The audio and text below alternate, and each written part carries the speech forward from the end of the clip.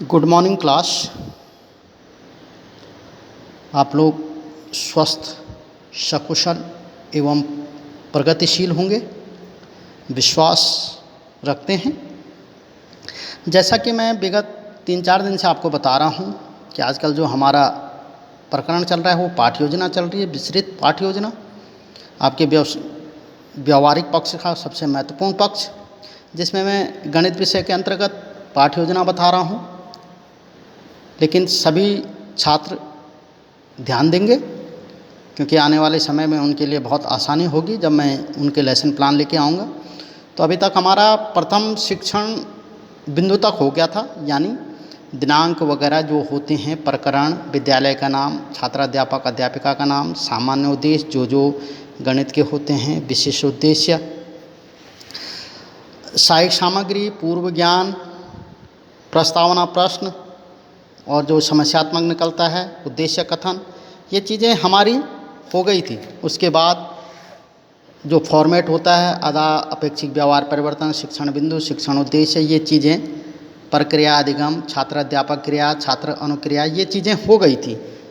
प्रश्नोत्तर, शिक्षण बिंदु पहले, विकासात्मक प्रश्न, स्पष्टीकरण, मूल्यांकन प्रश्न, यहाँ तक हो गया था हमारा। अब आज हम दूसरे शिक्षण बिंदु की ओर चलेंगे, यानी जो हमारा पहला मूल्यांकन प्रश्न समाप्त हुआ था, उसके बाद हमें पुनः दूसरे शिक्षण बिंदु के लिए विकासात्मक प्रश्न निकालने हैं। ठीक है ना? तो हमेशा विकासात्मक प्रश्न जो निकलेंगे वो जहां हमारा पहला समाप्त हुआ है वहां से आगे बढ़ाने के लिए होगा। ठीक है ना? तो हमने पहले जो पहला टॉपिक पढ़ाया वो भिन्न पढ़ाया था, तो हमने विकासात्मक प्रश्न भिन्न से शुरू करने, तो इसीलिए हमने जैसे 1/2, 7 में हर क्या है, यानी हमने उनको भिन्न बता दिए थे कि भिन्न क्या होते हैं, जो जिनमें अंश और हर के रूप में लिखे रहते हैं। ठीक है ना? तो उन्होंने कहा 1/5 व 7/5 दोनों में हर जो है 5 है। ठीक है ना? ये प्रश्नोत्तर प्रविधि थी। अब हमने प्रश्न दूसरा कर दिया है कि जब दो भिन्नों के हर समान हों तो उस भिन्न को क्या कहते हैं? अस्पष्ट, कोई उत्तर दे सकता है, कोई गलत उत्तर दे सकता है, यानी पर बच्चा कुछ ना कुछ कहेगा। तो अब हमारा दूसरा जो टॉपिक शिक्षण आएगा वो है समान भिन्न।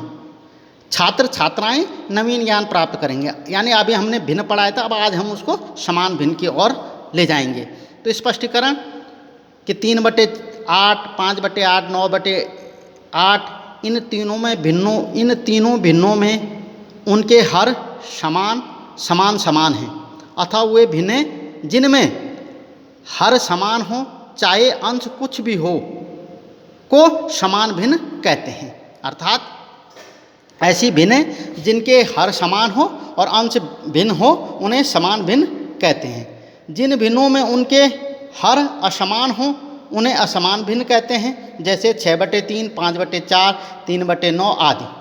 इन तीनों भिन्नों में इनके हर असमान हैं, अतः इन्हें असमान भिन्न कहते हैं। समान भिन्नों को आसानी से जोड़ा या घटाया जा सकता है, और जबकि असमान भिन्नों को आसानी से जोड़ा या घटाया नहीं जाता है। ठीक है ना? तो ये हमने स्पष्टीकरण उनको दे दिया। अब हमने देखा छात्र क्या कर रहे हैं, ध्यानपूर्वक सुनते हैं एवं देखते हैं।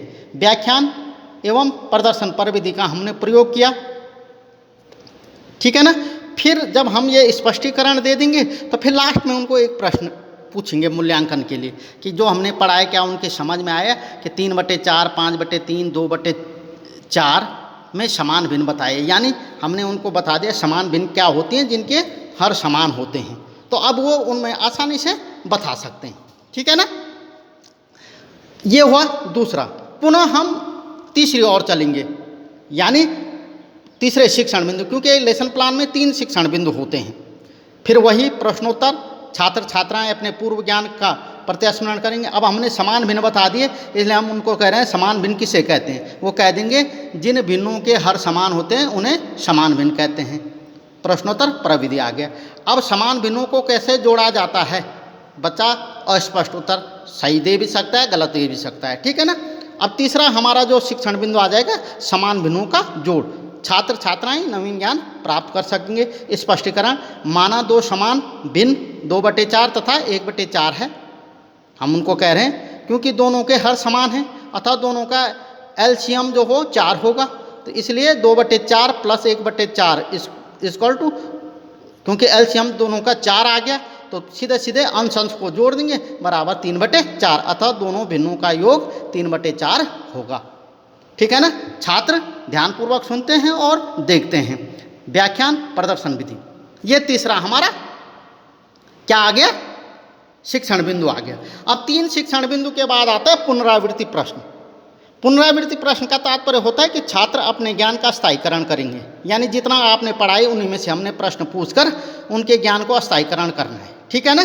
तो जैसे 50 पैसे को रुपये में बदलिए तो छात्र आप बुला के वहीं पे अपनी कॉपी पे बता देगा 50/50 को उत्तर बताया 50/100 बराबर 1/2। दूसरा आपने कहा 2/3 व 7/3 को जोड़िए तो वो बता देगा 2/3 धन 7/3 बराबर एलसीएम 3 लिया, 2 और 7 जोड़ के 9/3 बराबर 3। क्या था, प्रदर्शन और प्रश्नोत्तरी। ठीक है ना। तो ये पुनरावृत्ति प्रश्न आता है। अब होता है लास्ट गृह कार्य। छात्र छात्राएं अपने सृजनात्मक शक्तियों का विकास करते हैं। यहाँ पे आप एक प्रश्न छात्रों को घर के लिए देते हैं। ठीक है ना, कि सभी छात्र छात्राएं 10-10 समान व असमान भिन्नों को लिखकर लाएंगे और छात्र छात्राएं अपनी उत्तर पुस्तिका में प्रश्न को उतारते हैं। ये श्यामपट आ जाता है। उसके बाद ये क्लोज हो जाता है।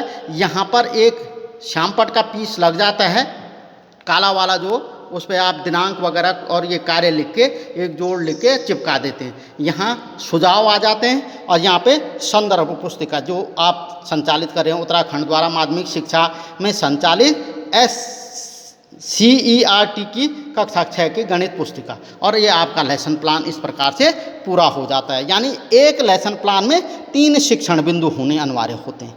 ठीक है ना। और उसके बाद पुनरावृत्ति प्रश्न गृह कार्य। इस प्रकार से आपको अपना पूरा लेसन प्लान तैयार करना है। ठीक है ना। और सभी गणित के छात्र इन लेसन प्लान बनाकर मुझे प्रेषित करेंगे। उसके बाद ही फेयर कॉपी में बनाएंगे। तब तक के लिए धन्यवाद।